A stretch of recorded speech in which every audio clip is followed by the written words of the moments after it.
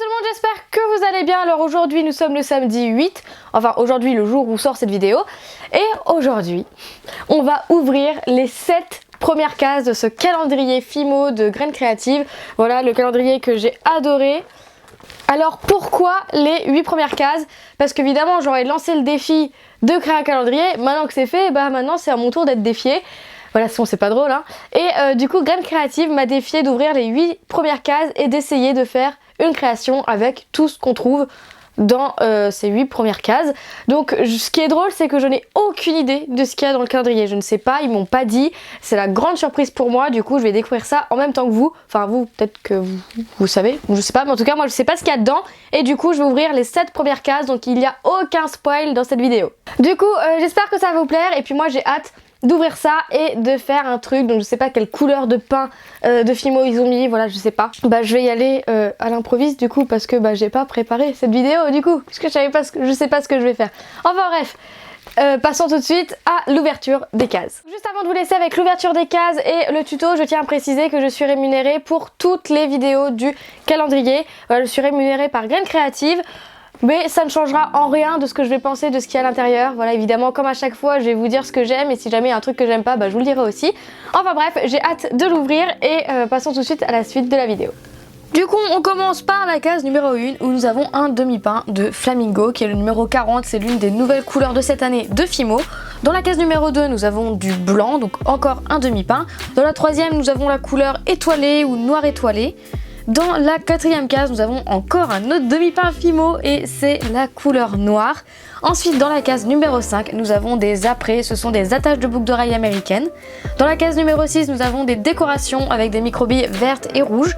Et dans la 7e case, c'est une très grosse case, il me semble que c'est la 2e case plus grosse du calendrier. Et nous avons une plaque de texture. Alors là, j'étais choquée, je pensais pas du tout qu'ils allaient mettre une plaque de texture et elle est trop jolie. Donc voilà tout ce qu'on a, donc ça fait quand même 2 pains de Fimo en soi avec des apprêts, de la déco et une plaque de texture et je trouve ça trop cool. Donc j'ai décidé de commencer par la couleur étoilée ou noir étoilé ou gris étoilé, enfin un truc étoilé. Donc je vais malaxer la pâte et je vais faire un boudin que je vais venir aplatir avec mon rouleau pour en faire une espèce de longue languette comme vous voyez à l'écran. Ensuite, je vais enfariner, je sais pas si ça se dit, ma plaque de texture. Donc je vais mettre beaucoup de farine sur ma plaque. Alors pourquoi? Tout simplement, c'est comme en pâtisserie, c'est pour pas que ça colle. Voilà, puisque la plaque de texture est en plastique, la pâte colle au plastique. Donc on met de la farine pour pas que ça colle et qu'on puisse l'enlever sans aucun souci. Tout simplement. Donc ensuite j'appuie bien sur ma plaque de texture pour que tous les reliefs, que tous les dessins soient pris sur la pâte. Une fois fait, je l'enlève et je viens couper un bord droit avec ma lame. Ensuite, je vais mettre une bougie chauffe-plat et je vais prendre la même épaisseur que ma bougie chauffe-plat. Donc vous l'avez compris, je vais faire une décoration pour les bougies, par exemple pour ceux qui veulent décorer les tables pour Noël. Je trouve ça vraiment trop cool et je trouve ça super sympa. Donc ensuite, je viens couper à la longueur de la bougie pour qu'on puisse bien refermer la languette. Et une fois fait, je viens re-enlever la languette de toute la bougie, donc je vais faire ça beaucoup de fois dans ce tuto. Et pareil que pour la plaque de texture, je viens enfariner tout le derrière de ma languette, donc ça va être assez important, donc vous pouvez mettre la masse de farine, voilà, vaut mieux en mettre beaucoup. Et en fait, je remets autour de la bougie. Et ensuite, je viens relier les 2 bouts de la languette avec mon pinceau en bois en silicone. Si vous n'en avez pas, vous pouvez le faire au doigt, vous pouvez même utiliser une lingette. Enfin bref, vous reliez les 2 bouts. Donc évidemment on évite de déformer le motif, ce serait quand même mieux. Et ensuite on vient enlever la bougie et c'est pour ça qu'on a mis de la farine à l'intérieur, c'est qu'on puisse enlever la bougie sans déformer le contour de la bougie. Donc du coup, puisqu'on a enlevé la bougie, ça va nous permettre de souder entre guillemets la pâte aussi à l'intérieur. Et voilà votre support et vous pouvez le mettre de côté. Donc ensuite j'utilise de la pâte blanche, donc là ça va être une seconde création. Donc comme ça vous fait 2 tutos en un, c'est plutôt cool. Et je vais faire une petite boule et une plus grosse boule. Donc dans la plus petite je vais mettre un petit clou. Et dans l'autre grosse boule je viens faire un creux avec un second clou et je viens emboîter les deux.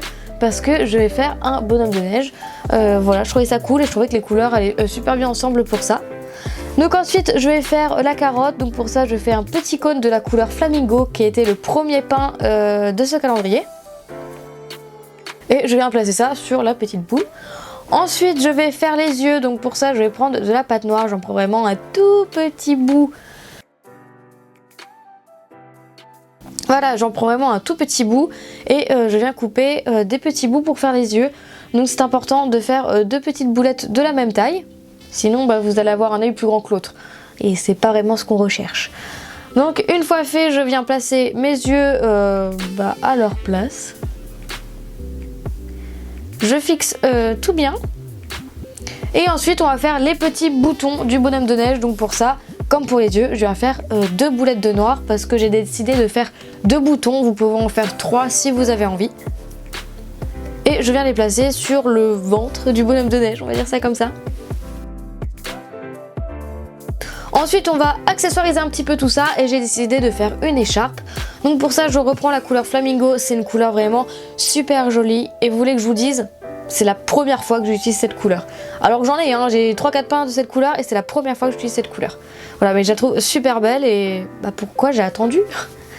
Enfin bref, j'arrête de parler d'autre chose que ce tuto. Donc vous voyez que je suis en train de faire l'écharpe, donc pour ça je fais une languette et elle était un petit peu trop épaisse. Donc là j'ai juste coupé un peu plus pour qu'elle soit un petit peu plus fine. Et ensuite on va la décorer et j'ai décidé de faire des rayures. Donc pour ça je viens faire un boudin de blanc et je viens coller des petits bouts tout le long de l'écharpe à peu près à égale distance. Après si vous voulez faire d'autres motifs vous pouvez bien évidemment. Et je viens utiliser mon rouleau pour bien transférer le blanc sur le flamingo. Ensuite avec ma lame je viens faire des espèces de petites franges à chaque extrémité de l'écharpe. Et une fois fait, je vais pouvoir mettre en place tout ça autour de mon bonhomme de neige.